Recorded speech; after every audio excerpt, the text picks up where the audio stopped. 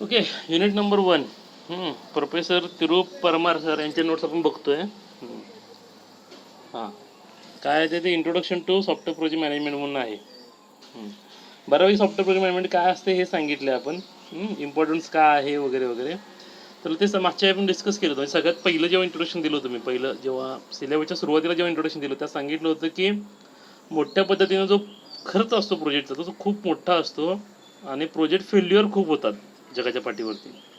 तर त्या पाठीमागे कारणच हे असतं की प्रोजेक्ट फेल होण्यापाठी कारणं कशी असतात, तर रिक्वायरमेंटमध्ये झालेल्या चुका, मॅनेजमेंटमध्ये नसलेलं कॉपरेशन किंवा डेव्हलपर आणि स्टॅक होल्डरमध्ये असलेलं कॉपरेशन किंवा मिसकम्युनिकेशन, रिक्वायरमेंट समजून न घेणे, ह्या बेसिक गोष्टी आहेत प्रोजेक्ट फेल्युअर होण्यासाठीच्या. त्या पहिल्या पॉईंटमध्ये सगळ्या कव्हर केल्यात त्यांनी. ओके, तर ते दिले होते त्यांनी पुअर मॅनेजमेंट फॅक्टर, नंतर project fail because of the successful 82% late. हा सगळ्यात महत्त्वाचं म्हणजे लेट करतात. तुला म्हटले मी की जेवढं लेट कराल तेवढं तुमचं काय होणार आहे, कॉस्टिंग वाढत राहणार आहे प्रोजेक्टचं, आणि ते परवडण्यासारखं नसतं प्रोजेक्टला कुठल्या वेळी. त्यानंतर व्हॉट इज प्रोजेक्ट हे आपण बघितले, डेफिनेशन 2-3 बघितल्यात.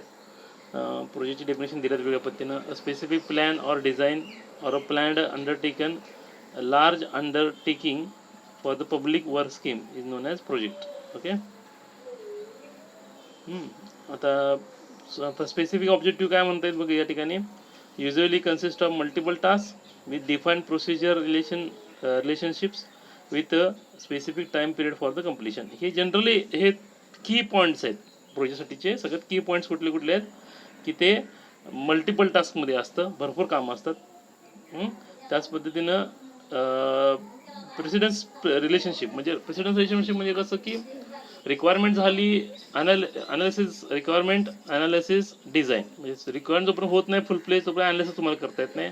अनालिसिस करता येत नाही तोपर्यंत तुम्हाला डिझाईन करता येत नाही. डिझाईन करता येत नसेल तर कोडिंग नाही करू शकत. कोडिंग झालं नाही तर टेस्टिंग नाही करू शकत. ओके, टेस्टिंग ओके नसेल तर इम्प्लिमेंटेशन होणार नाही. म्हणजे प्रेसिडेन्स म्हणजे मागच्याला पुढच्याचा आधार. म्हणजे कसं आहे की पुढच्याला मागच्याचा आधार. म्हणजे कसं आहे, जो तुम्ही पुढचं करताय काहीतरी त्यासाठी मागचं परफेक्ट असणं गरजेचं आहे. मागचं चुकत गेलं तर पुढं पण चुकत राहणार आहे. तुमच्या रिक्वायरमेंट चुकल्या तर ऑटोमॅटिक तुमचा प्रोजेक्ट सगळं फेल होतं, कंटिन्यू फेल होत राहणार आहे. ठीक आहे, अशा पद्धतीने सांगितलं. ते आपण डिस्कस केलं आहे ऑलरेडी सगळं बऱ्यापैकी. ओके, झालं कॅरेक्टरिस्टिक्स ऑफ प्रोजेक्ट. जरा वाचून बघा, हे बऱ्यापैकी होईल. ऑलरेडी डिस्कस केलं आहे आपण खूप वेळा. फिजिबिलिटी वगैरे बघितलं आहे. सॉफ्टवेअर डेव्हलपमेंट लाईफ सायकल पण आपल्याला बऱ्यापैकी माहीत आहे. तर सुद्धा अगदी ओव्हरव्ह्यू घेऊ. पेज नंबर 9 वरती आहे सॉफ्टवेअर डेव्हलपमेंट लाईफ सायकल. बघा, रिक्वायरमेंट नंतर बघा ॲनालिसिस, डिझाईन, टेस्ट, त्यानंतर इन्स्टॉलेशन आणि ॲक्सेप्टन्स, असं त्यांनी दिलं ओव्हरऑल लाईफ सायकल. आपण सॉफ्टवेअर डेव्हलपमेंट लाईफ सायकल बघतो त्याच्यामध्येच आहे. आहे ना, आवाज माझा येतोय का? नेट डिस्कनेक्ट चालतं माझं आता. हॅलो हॅलो, आवाज येतो का फिजा? हां, ठीक आहे ओके. सो हां sir, software development life cycle बघ त्यांनी डिवाइड. हां, ठीक आहे, 4 भागात डिवाइड केले. Requirement, design, code test and installation, अशा 4 भागात त्यांनी डिवाइड केले कॉलमच्या केसमध्ये बघायला तर. आणि ह्या साईडला इथं ना सिस्टीम सॉफ्टवेअर अशा पद्धतीने ते डिवाइड होत गेले. ओके, लाईफ सायकल आपण बघितले ऑलरेडी, हे झाले. ठीक आहे, सो वी हॅव करायचं प्रोजेक्ट वगैरे झालं आहे. आता एक कन्सेप्ट येतो एक्झाममध्ये तुम्हाला, स्मार्ट नावाचा कन्सेप्ट एक येतो. स्मार्ट, काय नाव असतं त्या कन्सेप्टचा? स्मार्ट. तो एकदा स्मार्ट एक प्रोजेक्ट कन्सेप्ट काय जरा बघू. स्मार्ट बघ जरा, पेज नंबर 15 ला आहे. पेज नंबर 15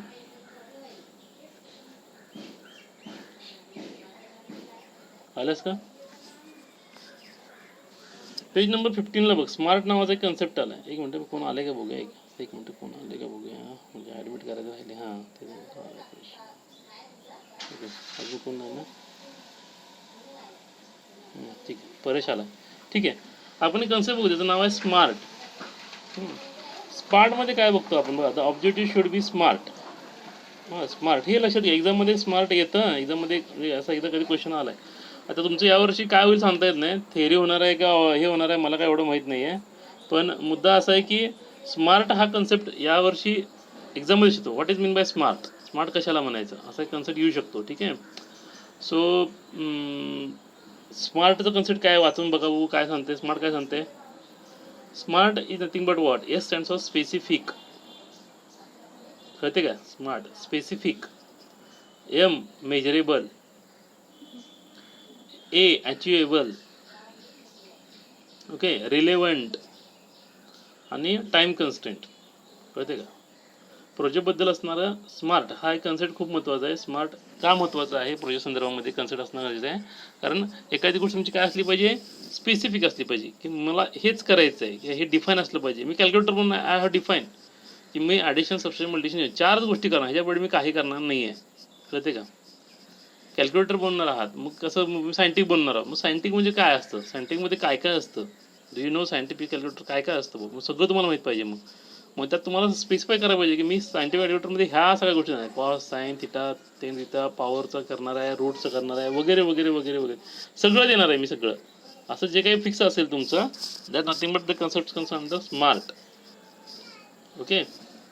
सो स्पेसिफिक हा शब्द त्यासाठी घेतला, स्पेसिफिक, की ते प्रोजेक्ट रिलेटेडच असलं पाहिजे आणि डिफाईन असलं पाहिजे. So relevant is there. Relevant त्याशी रिलेव्हंट असलं पाहिजे. ऑब्जेक्टिव्ह ठरलं त्याशी रिलेव्हंट असलं पाहिजे. मेजरेबल असलं पाहिजे. मेजर म्हणजे फॉर एक्झाम्पल सोन्याचा एखादा प्रोजेक्ट, समजा एखादा प्रोजेक्ट सोन्याचा करत असाल तुम्ही, तर ते ग्रॅम, मिलीग्रॅम, हे सगळं तुमचं हे म्हणजे प्रोजेक्ट असं ते कळलं पाहिजे की बाबा हे ह्याचं म्हणजे एक इव्हॅल्युएशन करता यायला पाहिजे. या प्रोजेक्टचं इव्हॅल्युएशन करता यायला पाहिजे त्या प्रत्येक पुढच्या माणसाला. That's nothing but the measurement. Achievable. आता समजा चंद्रावरती प्लॉट घ्यायचा आहे मला, समजा असेल, काय म्हणतोय मी, चंद्रावरती मला प्लॉटिंग करायचं आहे. आता तुमची नेटवर सर्च करा हवं असेल तर, की चंद्रावरती प्लॉट विकायला काढला तर लोकांनी प्लॉट विकत पण घेतले. ओके, असं कन्सेप्ट आहे. तर मग तुम्ही सॉफ्टवेअर डिझाईन कराल का बाबा तिथं प्लॉटिंग कसं होणार ह्याच्याबद्दल आम्ही सॉफ्टवेअर डिझाईन करणार आहे.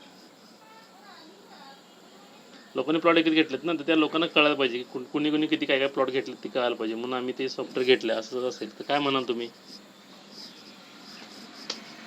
शक्य आहे काय? Is it possible?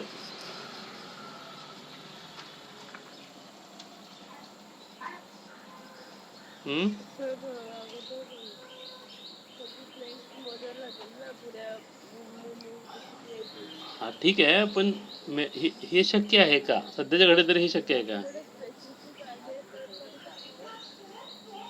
अचिवेबल आहे का? हा, पण चंद्र तुमच्या असं तर ताब्यात आहे का? म्हणजे तुम्ही आता ते असं तुम्ही कुठल्या ते क्लायंटला सांगितलं, ते क्लायंट ॲक्सेप्ट करेल का?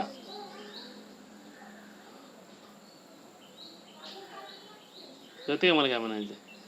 ओके. आता कसं आहे, ज्यांनी प्लॉट खरेदी केली ना चंद्रावरती, ते ॲक्च्युली ते केलं म्हणजे कसं आहे, ते त्यांच्याकडे पैसा भरपूर आहे. मग काय करायचं ते आता? म्हणून त्यांनी एक नाव रेकॉर्डला यावं त्यांच्यावर, आम्ही घेतलं म्हणून रेकॉर्डला असावं म्हणून त्यांनी तसं केलं ना ते. ओके, त्यांना सुद्धा माहिती आहे त्यांना मिळणार नाही, ते जाणार नाहीत वगैरे वगैरे. हे अजून त्यांच्या आयुष्य, आता सध्याच्या आयुष्यात तर ते जाऊ शकत नाही सध्या लगेच काहीतरी, आणि जाऊन तिथं काही करू पण शकत नाही सध्या. पण मुद्दा असा आहे की एक असे थिंग्स आहेत त्या. ओके. टाईम कन्स्टेंट सगळ्यात महत्त्वाचं काय? टाईम कन्स्टेंट रिलेव्हंट असलं पाहिजे. टाईम कन्स्टेंट म्हणजे वेळेत झालं पाहिजे, सगळ्यात महत्त्वाचं. टाईम कन्स्टेंट वेळेत तुम्हाला द्यायचं आहे. ओके. सो समजलं इथंपर्यंत? स्मार्ट कळलं कन्सेप्ट सगळ्यांना? ओके. आता नेक्स्ट पॉईंट आहे काय? बिझनेस केस आहे की तुम्हाला business case. What is business case? Page number 17वरती. बिझनेस केस मी तुम्हाला सांगतो काय असतं बेसिकली. बिझनेस केस कसं असतं सांगतो तुम्हाला. बिझनेस केस म्हणजे कसं असतं की मायक्रोसॉफ्ट जे आहे किंवा फेसबुक जे आहे, मार्क झुकरबर्गचं जे फेसबुक आहे, ते फेसबुक खूप फेमस झालं. गुगल पण एक फेमस झालं. ठीक आहे. मग सगळे सॉफ्टवेअर फेमस झालेत का?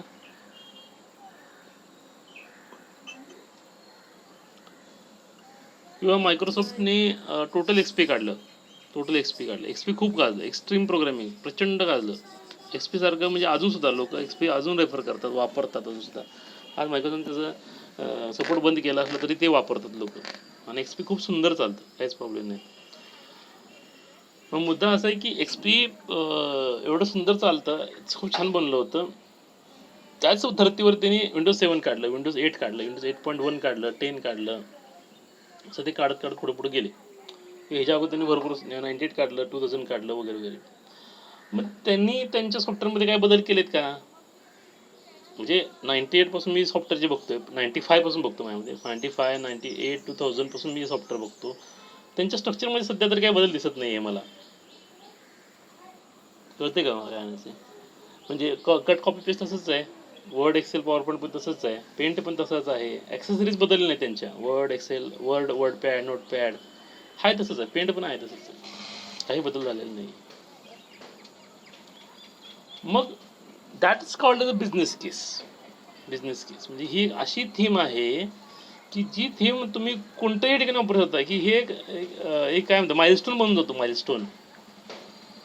माइलस्टोन आहे म्हणजे ह्याच्याकडे बघा, ह्याला म्हणायचं परफेक्ट सॉफ्टवेअर असं म्हणते. बाबा सोशल मीडिया कसा असावा, तर फेसबुक बघितलं, फेसबुक सारखं असावं. होते का? तुम्ही सगळ्यांना अर्कुट वापरले का? अर्कुट वापरले? अर्कुट, हां. तर अर्कुट एक ओपन करून बघा पाहिजे, जुनं वगैरे पेजेस तुम्हाला सापडले तर नेटवर्क वगैरे. तर अर्कुट it's like a Facebook.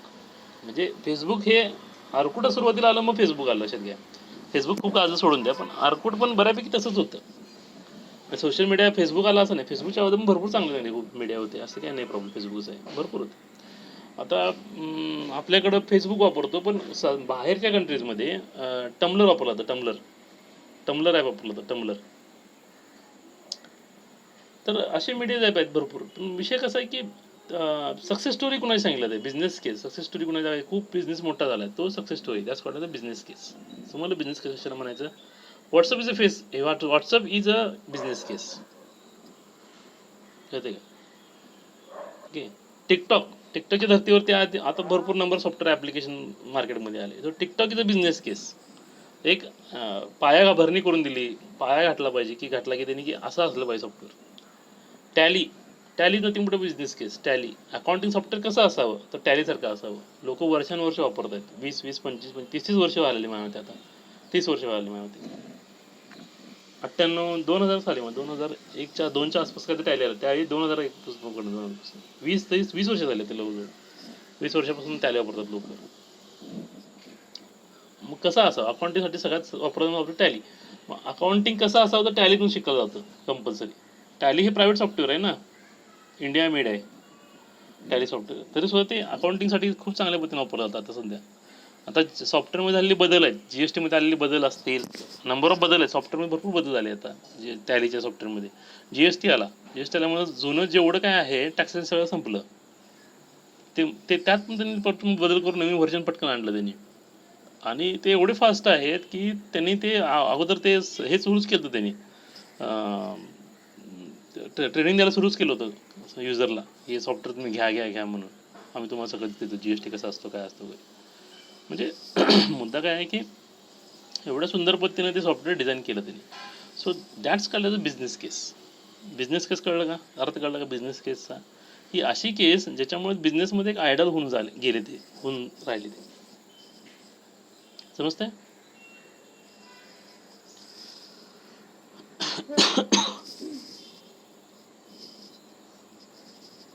Okay. Next एक प्रोजेक्ट सक्सेस आणि फेल्युअरचे खूप छान डिझाईन दाखवले बघा. काय दाखवले बघा, एक इथं बघा, टाईम आणि कॉस्ट एका लाईनीत असले. टाईम आणि कॉस्ट डायग्राम बघा ती. Scope of deliveries.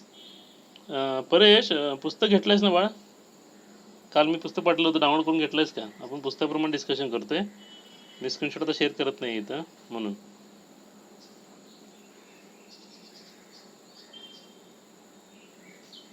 परेश,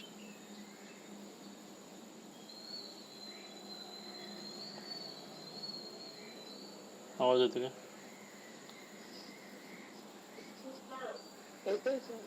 हां, ते पुस्तक डाउनलोड करून घेतलंयस का?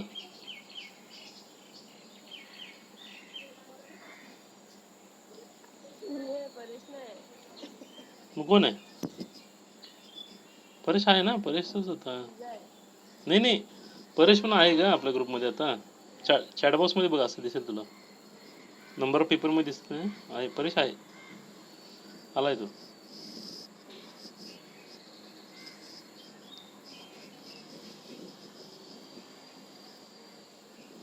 ओके. आता काय म्हटले बघा ठिकाणी एक सक्सेस स्टोरी दाखवली. काय सांगितलं बघा, पिरामिड बघा तो पेज नंबर 17 वरती आहे बघा. पिरामिड दाखवला खूप छानपैकी. पिरामिडमध्ये काय दाखवलं बघा की टाईम आणि स्कोप ऑफ डिलिव्हरी असं वरती दाखवले आणि खाली कॉस्टिंग दाखवले बघा. ओके. काय म्हटले for example this given example काय म्हटलं, the project running out of time. The project तुमचा वेळेपेक्षा जास्त म्हणजे आउट ऑफ टाईम म्हणजे तुम्ही जास्त वेळ खर्च केला समजा एखाद्या प्रोजेक्टसाठी. Okay. This can be recover for by reducing scope and increasing the cost. तुमचा प्रोजेक्ट हा वेळेपेक्षा खूप जास्तच त्यानं खूप वेळ खाऊ काम केलं त्यानं समजा. खूप प्रोजेक्ट खूप लांबला तुमचा, खूपच वेळ खातोय तो. तर साधारणपणे कसं होणार की एक एक्झाम्पल 2 मिनिटं घेऊ की समजा कॅल्क्युलेटर बनवायचं असेल, addition subtraction multiplication division modulus आणि पॉवर असं तुम्ही 6 फंक्शन म्हणणार आहात. तुम्हाला सांगितले 2 दिवसात कंप्लीट करून द्या. 2 दिवसात कंप्लीट करून द्या म्हटल्यानंतर तुम्ही काय केलं की वा ठीक आहे ॲडिशन सबट्रॅक्शन 2 दिवसात तीन तुम्ही विचार केला आज 3 बनवायचे उद्या 3 बनवायचे संपवायचा. आणि सपोज तुम्हाला नेटवर्क मिळालं नाही किंवा टेक्निकल काही प्रॉब्लेम आला, लाईट नव्हती तुमच्याकडं, मग आता तुमचं काय झालं 1 दिवसावर आलं काम. 6 दिवसाच्या ऐवजी 3 म्हणजे 2 दिवसाचं काम होतं ते 1 दिवसावर झालं कारण तुमचं ऑलरेडी लाईट वगैरे गेलेले. मग तुम्ही काय करणार त्या केसमध्ये?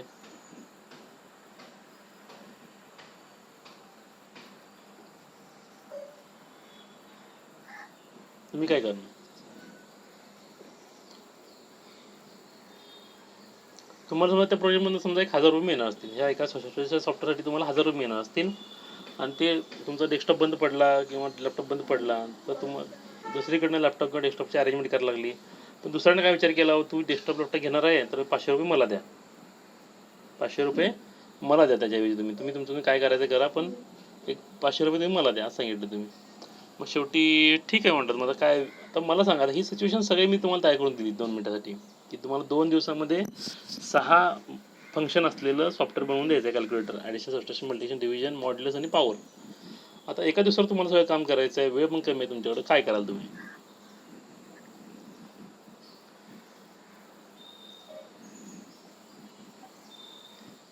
पहिली गोष्ट म्हणजे तुम्हाला PC लागणार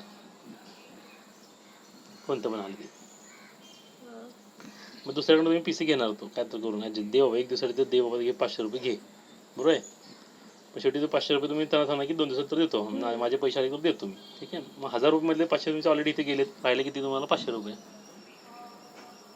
बरोबर.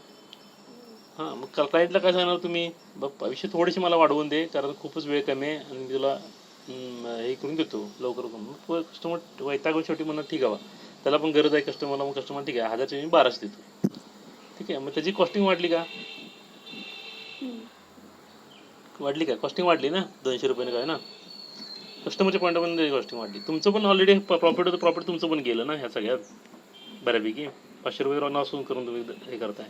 दुसरी गोष्ट तुम्ही काय म्हटलं कस्टमरला, सर काय करतो आपण 6 नको तुम्हाला 4 देतो सध्या, 2 आपण नंतर देतो तुम्हाला, 2 तुम्हाला मी नंतर देतो असं म्हटलं. म्हणजे काय ॲडिशन सबट्रॅक्शन मल्टिप्लिकेशन डिव्हिजन मी 4 गोष्टी लगेच देतो तुम्हाला आणि जे मॉड्युलस आणि पॉवर आहे मी नंतर देतो तुम्हाला. So you reduce 2 task, 2 task तुम्ही कमी केले ताबडतोब, कळते का? म्हणजे तुम्ही काय केलं, स्कोप पण तुमचा कमी करून घेतला, reducing the scope and increasing the cost. Cost पण वाढवणार आणि तुम्ही ऑटोमॅटिकली स्कोप पण कमी करून घेणार तुमच्या प्रोजेक्टचा. Okay. So that nothing but these things की जर तुम्ही खूप टाईम वाढवत नेलात की तुमचा कॉस्ट पण वाढत जाणार. Okay okay. आणि तुम्हाला काय होणार, फेल्युअरच्या दिशेने तुम्ही जास्त पुढे जाऊ शकता. ओके.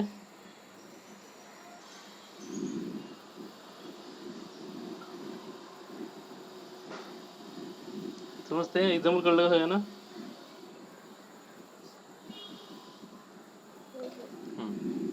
आणि जर तुम्हाला चांगलं जर स्वतःचं अचिव्हमेंट्स करायचं असतील तर शक्यतो काय करायचं, कस्टमर रिलेशनशिप चांगले ठेवायचे आणि शक्यतो डिलिव्हरीज वेळेत देण्याचा प्रयत्न करायचा, कोणतीही गोष्ट वेळेत देण्याचा प्रयत्न करायचा. That is a management skill. Okay. आता नेक्स्ट पॉईंट बघतोय आपण मॅनेजमेंट. मॅनेजमेंट खूप महत्त्वाचं आहे. एक्झाममध्ये माझ्या मते एक ही गोष्ट माहीत असावी आणि आपल्याला कुठला तरी पॉईंट आहे, आता हे इथं काय रिपीट काय झालं मला माहीत नाही, पण एक आहे आपल्याला नंतर ऑर्गनायझेशनमध्ये एक असा हे कन्सेप्ट आहे. आता सुद्धा तुमच्या डोळ्यासमोर असं मी बोलतो. मॅनेजमेंटमध्ये काय काय असतं बघा, मॅनेजमेंटमध्ये काय असतं, प्लॅनिंग. सगळ्यात महत्त्वाचं पॉईंट काय आहे, प्लॅनिंग. मॅनेजमेंट सगळ्यात महत्त्वाचं काय, प्लॅनिंग करणं गरजेचं आहे. प्लॅनिंग दुसरं काय, organising, staffing, directing, monitoring, controlling, innovating and representing. ठीक आहे. मॅनेजमेंट विचारलं जातं. मॅनेजमेंट खूप महत्त्वाच्या मॅनेजमेंटमध्ये असणाऱ्या ह्या काही ॲक्टिव्हिटीज आहेत. पण ॲक्च्युली मॅनेजमेंट म्हटलं की हे कंपल्सरीच असतं. मॅनेजमेंट म्हटलं की कंपल्सरी येतं. आता तुम्हाला एक एक्झाम्पल सांगतो हे कसं असतं. तुम्हाला एखादा प्रोजेक्ट बनवायचा असेल तर तुम्ही काय करता की समजा मी टीम बनवणार ना, मला टीम बनवायला लागेल त्यासाठी पहिल्यांदा. ठीक आहे. किंवा मला ते प्लॅनिंग करायला लागेल त्यासाठी. तर समजा तुम्हाला कॅल्क्युलेटर बनवायचं तर तुम्हाला 4 लोक तर कमी कमी लागतील सगळ्या गोष्टी करायचं म्हटलं तर. एकासाठी ॲडिशनसाठी एक जण लागेल, सबस्टिट्यूशनसाठी, डेलीसाठी किंवा कोडिंगसाठी एखादा माणूस लागेल, टेस्टिंगसाठी एक जण सॉफ्टवेअरला माणूस कोणता लागेल तुम्हाला, कोडिंग टेस्टिंग एकत्र करण्यासाठी. एक जण रिक्वायरमेंट गॅदर करेल, कोणी मार्केटिंग करेल. ओके. एक जण मार्केटिंग करू शकतो किंवा एक जण डेटा आणून देऊ शकतो तुम्हाला. एक जण नवीन क्लायंटसाठी काय तर नवीन सर्च करून देऊ शकतो. असं काय तर लागेल तुम्हाला. So planning is what. तुम्ही जो काही सॉफ्टवेअर बनवायला घेता, प्रोजेक्ट बनवायला घेता, प्रोजेक्टबद्दल प्लॅनिंग करणं खूप गरजेचं आहे. ऑर्गनायझिंग म्हणजे की त्या प्रत्येक गोष्टी ज्याला जे हवं आहे त्याला ते सगळं देणं गरजेचं आहे. टेस्टरला टेस्टिंग सॉफ्टवेअर किंवा टेस्टिंगचं मॅन्युअल बनवण्यासाठी डॉक्युमेंट्स देणं, त्याला माहिती सांगणं गरजेचं आहे. डेव्हलपरला सॉफ्टवेअर देणं गरजेचं आहे कोड देण्यासाठी म्हणून. मार्केटिंगच्या माणसाला गाडी असणं गरजेचं आहे. प्लस त्याला त्या प्रोजेक्टबद्दलची पूर्ण माहिती असली पाहिजे. ऑब्जेक्टिव्हबद्दल पूर्ण माहिती असली पाहिजे. अंडरस्टँडिंग पूर्ण असलं पाहिजे. त्याचं कस्टमर बरोबर बोलणं चांगलं असलं पाहिजे. So that nothing but that ways. So organisation तसं तुम्हाला ऑर्गनाईज करायला लागेल. त्यानंतर स्टाफ बरोबर तुमच्या स्टॅक होल्डरबरोबर मीटिंग तुम्हाला घ्यायला लागेल. त्यांना मग समजून सांगायला लागेल काय आहे काय नाही. नंतर स्टाफिंग म्हणजे काय, selecting right people for the right job.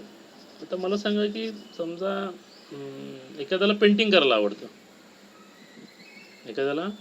आवडतं, तर मग आणि एखाद्याला समजा बागकाम करायला आवडतं आणि एखाद्याला समजा मूर्तिकला करायला आवडतं, म्हणजे स्टॅच्यूज बनवायला आवडतं. आता तुम्ही म्हटलं की नाही ते काय तसलं काय सांगायचं नाही आम्हाला. एकाला तुम्ही काम दिलं, नाही तू बागकाम कर. ज्याला पेंटिंग करायला आवडतं त्याला म्हटलं बागकाम कर.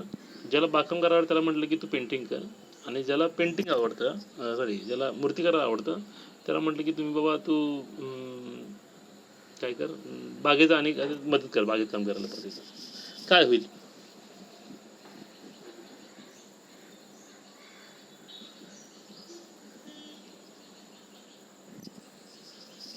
बोल, काय होईल? काय होऊ शकतं?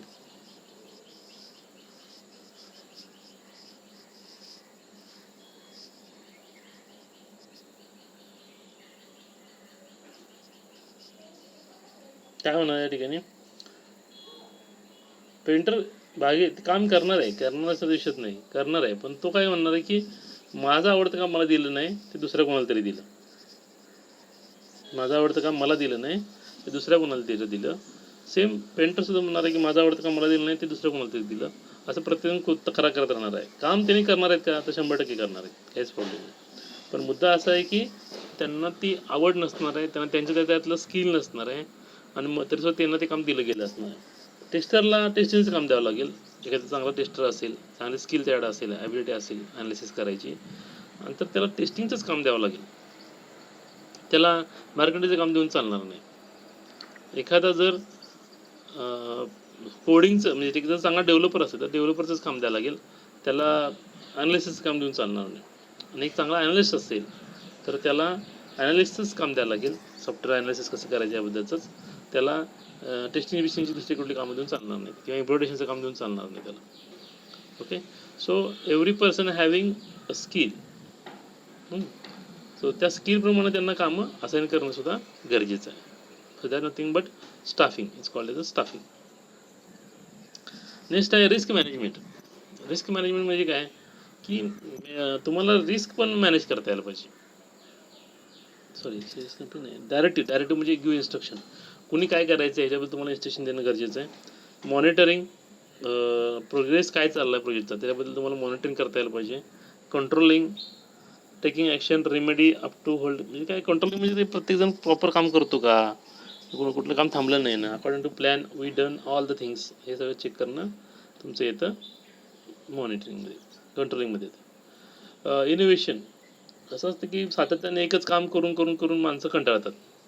सो दॅट रिझन थोडंसं त्यात तुम्ही इनोव्हेशन पण थोडंसं आणलं गेलं पाहिजे तुमच्या कामामध्ये. काहीतरी नाविन्यता असलीच पाहिजे तुमच्या कामामध्ये, तरच लोक अट्रॅक्ट होतील आणि काम कंटिन्यू करतील. त्यामुळं सातत्य असलं पाहिजे आणि इनोव्हेशन म्हणजे नवीन नवीन गोष्टी तुम्हाला त्यामध्ये ॲड करता यायला पाहिजे, तरच ते काम लोक आणि जरा उत्साहानं आणि वेगळ्या पद्धतीनं नव्यानं करत राहतील. गुगल आज मार्केटमध्ये टॉपला आहे. गुगलचे टॉपला आहे सध्या मार्केटमध्ये. याच्या पाठीमागं कारणच हे आहे की गुगलमध्ये जे काही सॉफ्टवेअर केले जातात, तयार केले जातात, त्या सॉफ्टवेअरना म्हणजे ते दर आठवड्याला बुधवारी वगैरे मीटिंग घेतात ती लोक. असंच म्हणजे आपण त्याला म्हणतो फॉर्मल रिव्ह्यू घेणे, वॉक थ्रू, हे अशा माध्यमातून ते स्वतःचा ओव्हरव्ह्यू करत असतात प्रत्येक गोष्टीचा की आपण काय करायला पाहिजे. म्हणून गुगलचं तुम्हाला वेबपेज बघायला मिळालं तर वेबपेज कसं असतं की नुसतं एक सिंगल ब्लँक लाईन आहे फक्त, सर्च बटन दिले. बाकी गुगलच्या वेबपेजमध्ये काय जगावेळ काय नाही आहे, पण फक्त त्या वेबपेज तेवढ्या एका ह्याच्यावरती दररोज काहीतरी डुडल टाकणे, काहीतरी नवीन गोष्टी टाकत राहणे, असं ते काहीतरी म्हणजे प्रत्येकाचा वाढदिवस हे ते काहीतरी टाकत असतो बा कंटिन्यू, काही ना काहीतरी प्रत्येकाला काहीतरी समर्पित करत असतं ते दर दर दिवशी, म्हणजे ह्याच्याप्रमाणे इव्हेंटप्रमाणे त्या दिवशी. So this nothing but this is त्या सगळ्या लोकांचं, त्या ऑर्गनायझेशनमध्ये सगळ्या लोकांचं असणारं इनोव्हेशन आहे. ती इनोव्हेशन काहीतरी मला वेगळं द्यायचं आहे प्रत्येक वेळेला. म्हणून तर गुगल नुसतं तेवढं देत नाही. गुगल मीट आता आपण वापरतो, गुगल मीट असेल, गुगल डॉक्स असेल, गुगल एक्सेल असेल, गुगल शीट असेल, गुगल वर्ड असेल, सगळं जे काही डॉक्युमेंट्स आहेत किंवा नंबर ऑफ गुगलच्या गोष्टी आहेत जेवढ्या काय आहेत सगळ्या, जीमेल असेल किंवा आता आपण कुठल्याही सॉफ्टवेअर जे वापरतो ते गुगलशिवाय चालू शकत नाही, असा विषय. मुद्दा हाच आहे की इनोव्हेशन त्यांनी केलेलं आहे प्रत्येक गोष्टीत. आणि गुगल आता गुगल पे पण आलं त्यांचं, म्हणजे पेमेंटसुद्धा गुगल करतं. आता गुगल भविष्यामध्ये हे पण करणार आहे, म्हणजे स्वतःचं हँगआउट पण त्यांनी काढलेलं आहे ऑलरेडी. आपण जर मीट वापरतो हे हँगआउट सारखाच प्रकार आहे आपण. त्यानंतर भविष्यात बँकिंगमध्ये पण बहुतेक उतरण्याची शक्यता आहे गुगल. म्हणजे बऱ्यापैकी गुगलनं सगळं कव्हरअप केलं. आता त्याचे विदाऊट मॅन म्हणजे ड्रायव्हरशिवाय असणारी कार त्यांनी ऑलरेडी लॉन्च केलेली आहे. आता ती बऱ्यापैकी सक्सेसफुल झाली. आता पुढे ते पण कंटिन्यू करत आहेत, म्हणजे ड्रायव्हरलेस कार. म्हणजे इथून पुढं कुठल्याही ठिकाणी माल डिलिव्हरी करायला किंवा कोणती वस्तू घेऊन जायला वगैरे ड्रायव्हरची किंवा एखाद्या पर्टिक्युलर माणसी व्यक्तीची गरज नाही, ऑटोमॅटिक डिलिव्हरी होत राहणार. सोलर पॅनलवर चालणार त्यांनी गाड्या वगैरे आणलेल्या आहेत. हे खूप चांगलं, खूप काही इनोव्हेटिव्ह गुगल कंटिन्यू करते. फेसबुक गुगलचा हा पण एक उद्देश आहे की नेट पूर्ण जगभरात सगळीकडे पोचवायचं, त्यांना खेडोपाड्यामध्ये सगळीकडे न्यायचं त्यांना गुगल, हा त्यांचा एक थीम आहे. सो हे कंटिन्युअसली इनोव्हेशन आहे, कंटिन्युअस चालणारं इनोव्हेशन आहे. हे कंटिन्यू इनोव्हेशन ते करत राहत आहे. सो प्रोजेक्टमध्ये ऑर्गनायझेशनमध्ये सगळ्यात महत्त्वाचं काय तर तुमच्याकडं इनोव्हेशन असलं पाहिजे, इनोव्हेटिव्ह असलं पाहिजे. ओके. आणि इथं पण कसंच आहे की come with solution when the problem arise. Problem आला की त्याला सोल्युशन शोधणं कंपल्सरी आहे. प्रॉब्लेम आहे म्हणून तो प्रॉब्लेम तसंच ठेवण्यात काही अर्थ नसतो. तो प्रॉब्लेम ठेवला तर प्रॉब्लेमच राहतो, तो कधी सोल्युशन निघत नाही. त्यामुळे प्रॉब्लेम सोल्युशन असणं गरजेचं आहे. Representing with the client, user, developer and stack holder, त्यांच्या पुढे तुम्हाला ते रिप्रेझेंट करायचं. कळलं का यामध्ये मॅनेजमेंट बऱ्यापैकी कळलं का, काय कन्सेप्ट आहे वगैरे? ठीक आहे. मॅनेजमेंट लाईफ सायकल वगैरे बघून घ्या एकदा. प्रोजेक्ट प्लॅनिंग ऑलरेडी डिस्कस केलं आहे, प्रोजेक्ट एक्झिक्युशन केलं आहे, प्रोजेक्ट क्लोजर ते झालं आहे. ओके, हा चॅप्टर झाला आहे आपला पहिला, काय प्रॉब्लेम नाही. बिझनेस केस परत ते झालं आहे, फिजिबिलिटी स्टडी. तर कंटेंट्सचा बिझनेस केस, आता बिझनेस माझ्या 2 मिनटापूर्वी डिस्कस केलं कसा बिझनेस केस असतं पाहिजे. एक्झाम पेज नंबर 24ला या बिझनेस केस दिलेला, content of business case. Propose project, introduction, organisation, infrastructure, outline, implementation plan, cost, financial case, risk management plan. थोडक्यात ते एक लेआउट आहे कसा असला पाहिजे प्रोजेक्टचा, त्याबद्दलचा. आणखीन एक पॉईंट यातला बघा, पेज नंबर 26वरती आहे, कॉस्ट बेनिफिट अनालिसिस. हे करून ठेवा सगळ्यांनी. What is mean by CBA कशाला म्हणायचं. आणि ती डायग्राम एक लक्षात ठेवा. डायग्राम दर मागच्या लागायची, आता यावर्षी कसं काय काय बघा तुम्ही, डायग्राम बघून घ्या एकदा.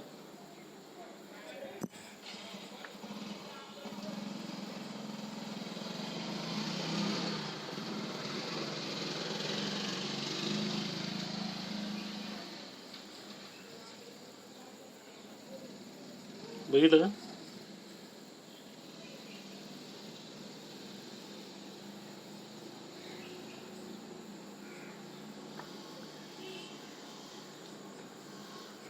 ओके. सी बी एला आपण 2 मिनिटं हात घालूया. सी बी ए कळते का बघा सगळ्यांना? सी बी ए बघितलं सगळ्यांनी?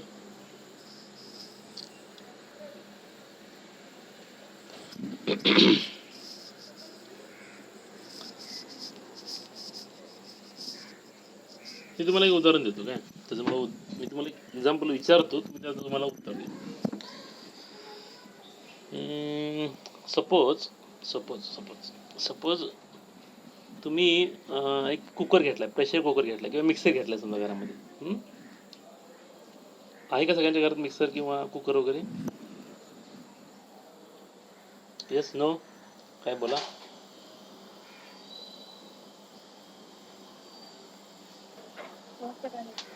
आहे आहे ना परेश, का नाही आहे? परेश आहे का? ओके. कुकर तुमच्या घरात कुठल्या कंपनीचा आहे किंवा मिक्सर कुठल्या कंपनीचा आहे तुमच्याकडे?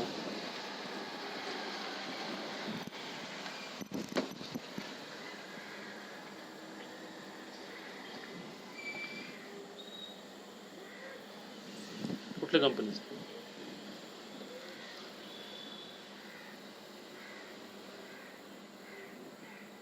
कुठल्या कंपनीचा आहे? कुठल्या कंपनीचा मिक्सर आहे?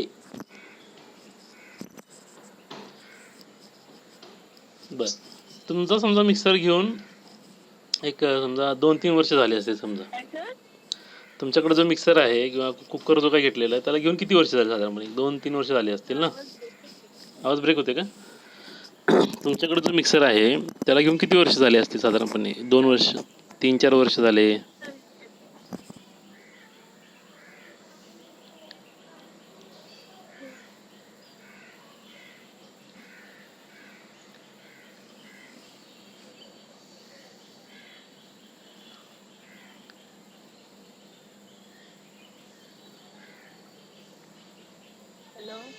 हां बोल की, ऐकतोय मी. हो बोला.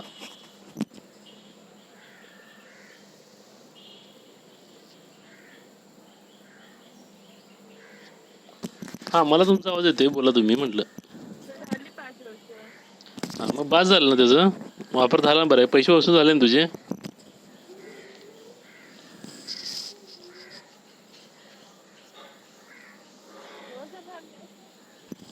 हां मग ज्या कंपनीनं बनलं त्याला सुद्धा प्रॉफिट मिळाला असं वाटतं का तुला 5 वर्षानंतर?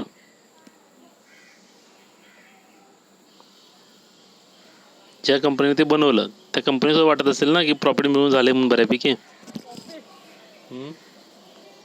तुला प्रॉफिट झालं असं वाटतं ना, तर तसं त्यांना पण वाटत असेल ना प्रॉफिट मिळालं म्हणून.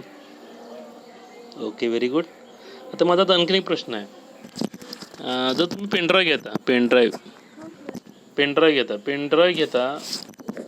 2 GB घेतला काय, 8 GB घेतला काय, 16 घेतला काय, 32 घेतला काय, 64 घेतला काय, त्याची साईज सेमच आहे की नाही? पण कॉस्ट वेगवेगळी आहे, बरोबर ना? हां पण तरीसुद्धा त्या कंपनीला असं वाटतं का की त्यांचे पैसे वसूल झाले असं वाटतं का तुला? पैसे तुझे वसूल झाले त्यांचे पण वसूल झाले असं वाटतात का तुला?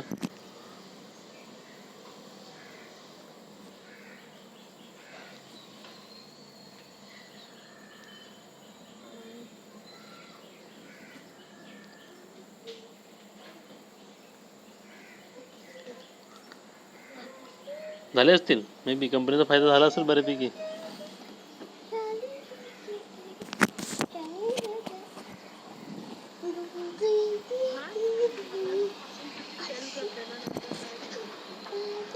बर, आता मी आणखीन एक प्रश्न विचारतो. आता समजा हॉकिन्स कंपनीने समजा प्रेशर कुकर काढला, ओके, आणि त्या कंपनीनं जेव्हा कुकर काढला त्यावेळी त्याची कॉस्टिंग होती समजा काय, 1,000 रुपयाला समजा एक कुकर असेल समजा. आणि समजा भारतातल्या जवळ सगळ्यांनी एकदमच त्यावेळेला 10 कोटी लोकांनी एकदमच त्या हॉकिन्स कुकरची खरेदी केली, बरोबर. आणि तू म्हणतेस त्या पद्धतीने त्यांनी 5 वर्ष तो कुकर वापरला. 5 वर्ष कुकर वापरून झाल्यानंतर 5 वर्ष कुकर वापरून झाल्यानंतर की त्या पूर्ण 5 वर्षानंतर परत 10 कोटी लोकांनीच घेतलं, त्यानंतर परत कोणी काही घेतलं नाही. तर हॉकीज घेणारी थोडी ठराविक लोक होती. हां नंतर ती कंपनी बंद पडली किंवा चालू असेल पण प्रोडक्शन त्याचं कमी आहे समजा, तर त्या कंपनीला फायदा झाला असेल का मग?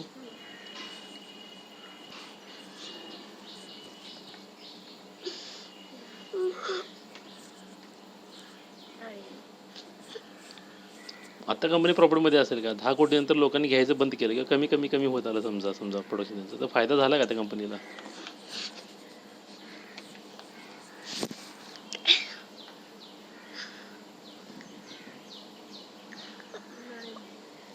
हां, तर 5 वर्षामध्ये तू समजा खरेदीच केली नाही, मग 10 कोटी लोकांनी खरेदीच केली नाही समजा, तर मग काय करायचं हॉकिन्स कंपनी एवढं वर्ष 5 वर्ष? मग 5 वर्षात समजा बदलणार असशील समज तू, दुसरं काय घेणार असशील, तर मग हॉकिन्स कंपनी कोणच घेणार नाही ना. म्हणजे 5 वर्ष कोणच काय खरेदी केली नसेल समजा, तर काय करायचं हॉकिन्स कंपनीनं? 5 वर्ष थांबायची वाट बघत तुम्ही घेऊपर्यंत?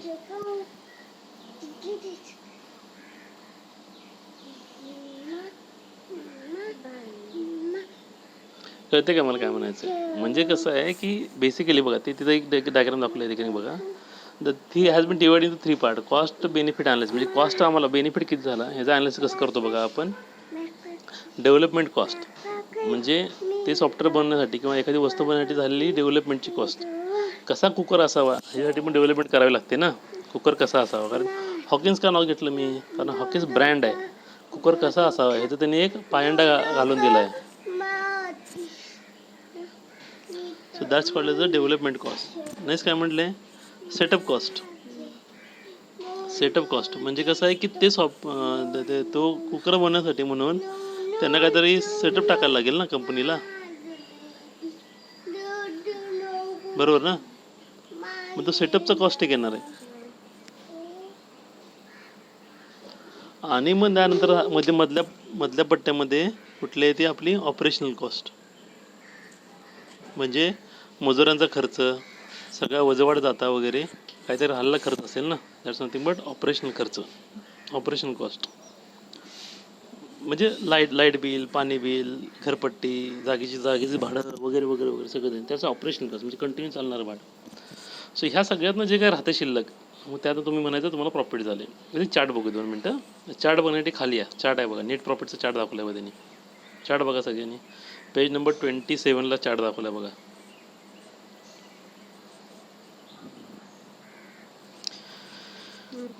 चार्ट काय म्हणतोय बघा आपल्याला. चार्ट बघून तुम्ही सांगा तुम्हाला काय कळते चार्ट बघून.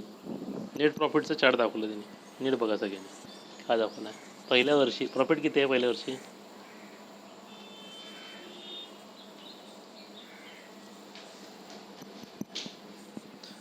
वर्षी प्रॉफिट किती आहे?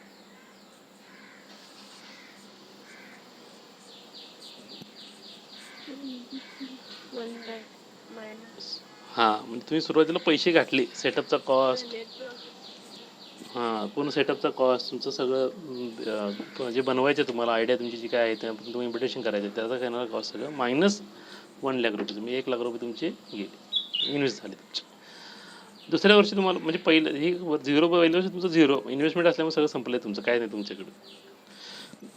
एखाद्या सॉफ्टवेअर इंडस्ट्रीमध्ये तेच असतं ना की बाबा तुम्ही चेअर्स खरेदी करता, लॅपटॉप खरेदी करता, स्टाफला घेता, सॉफ्टवेअर डेव्हलप करता. मग त्यावेळेला तुमचा जो काय चेअरवरती त्या सेटअप घालण्यासाठी म्हणजे काय तुम्ही रूम घेतली किंवा विकत घेतलं, ते भाडं घातलं, त्याचा खर्च, लाईटचा खर्च, पाणी खर्च, स्टाफला दिला पगार, हे सगळं वजावट पकडलं आणि सॉफ्टवेअरची होणारी कॉस्ट सगळं पकडलं की मायनस 1 लाख रुपये तुम्हाला हे इन्व्हेस्ट झाले तुमच्याकडनं आता. आणि प्रॉफिट कसं येणार आहे? मग दरवर्षी कस्टमर काहीतरी तुमच्याकडनं ते सॉफ्टवेअर घेणार आहे किंवा 1 वर्षानंतर तुम्ही जेव्हा लॉन्च केलं सॉफ्टवेअर, ते लोकांनी वापरायला चालू केलं आणि प्रत्येकाने तुम्हाला 1 रुपया दिला समजा, प्रत्येक कस्टमरनं 1 रुपया दिला समजा. 10,000 लोकांनी घेतला आणि 1 रुपया तुम्हाला प्रत्येकाने दिला, तर पहिल्या वर्षी तुम्हाला किती प्रॉफिट झालं? सगळे वजावट होतं 10,000 रुपये तुम्हाला फक्त भेटले पहिल्या वर्षी प्रॉफिट, कळते का. दुसऱ्या वर्षी पण सेम कॉन्स्टंट राहिले, तेवढेच लोक राहिले, तर किती झालं? 10,000. तिसऱ्या वर्षी पण 10,000, म्हणजे 3 वर्षी तुम्हाला 10,000 प्रॉफिट राहिलं. आणि मग 4थ्या वर्षी मात्र ते तुमचे दुप्पट झाले पैसे, म्हणजे कस्टमर तुमचे वाढले, मग तुम्हाला 20,000 प्रॉफिट मिळालं. ओके. आणि मग 5व्या वर्षी समजा 1 लाख लोकांनी समजा ते घेतलं, म्हणजे 1 लाख लोकांपर्यंत गेलं, असं अचानक प्रॉफिट वर गेलं तर 1 लाख लोकांनी घेतलं. असं जर आपण बघायला गेलं नेट, तर सगळी वजावट होता तुमच्याकडे तुम्हाला किती प्रॉफिट झाले आत्तापर्यंत 5 वर्षामध्ये? किती झालं? 50,000 रुपये फक्त तुम्हाला मिळाले, कळते का.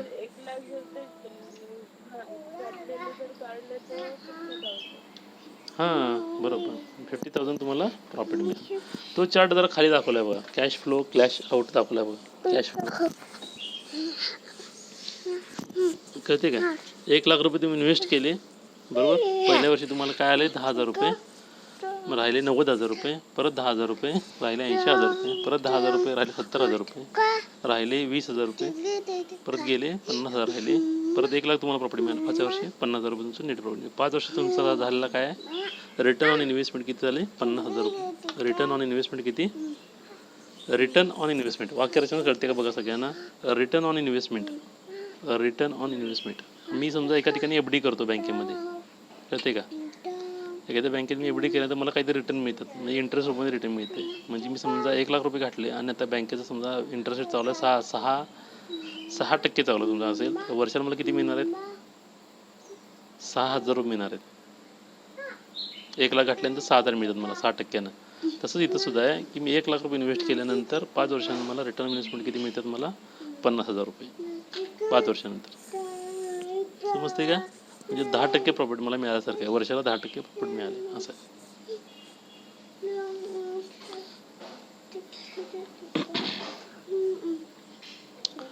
ठीक आहे. नाही 10% नसेल, 5% ना, 5,000 रुपये मिळाले ना, नाही 10% बरोबर, 10% मिळाले बरोबर. ठीक आहे. समजलं का इथंपर्यंत सगळं ओके.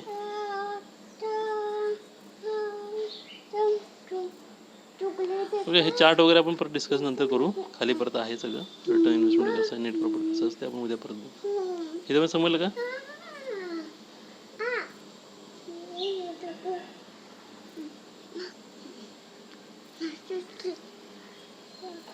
समजलं का.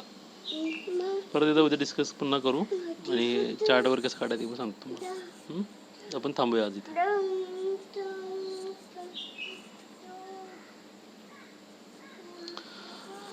आणि प्रोजेक्ट जरा बघायला घ्या सगळ्यांनी, प्रोजेक्टचं चार्ट वगैरे करायला घ्या. प्रोजेक्ट कसा बनवायचा असतो जरा लक्ष द्या सगळ्यांनी. प्रोजेक्ट लागणार आहे. ओके. सिनॉप्सिस द्या म्हणून सांगितले, प्रोजेक्ट रेडी करा म्हणून सांगितले तुम्हाला. प्रोजेक्ट जरा बघा सिरियसली. सिनॉप्सिस कम्प्लीट करायला घ्या सगळ्यांनी. सिनॉप्सिस सगळ्यांनी सबमिट करा आणि प्रोजेक्टवरती वर्कआउट करूया आपण. ठीक आहे. ओके. थांबूया आपण इथे.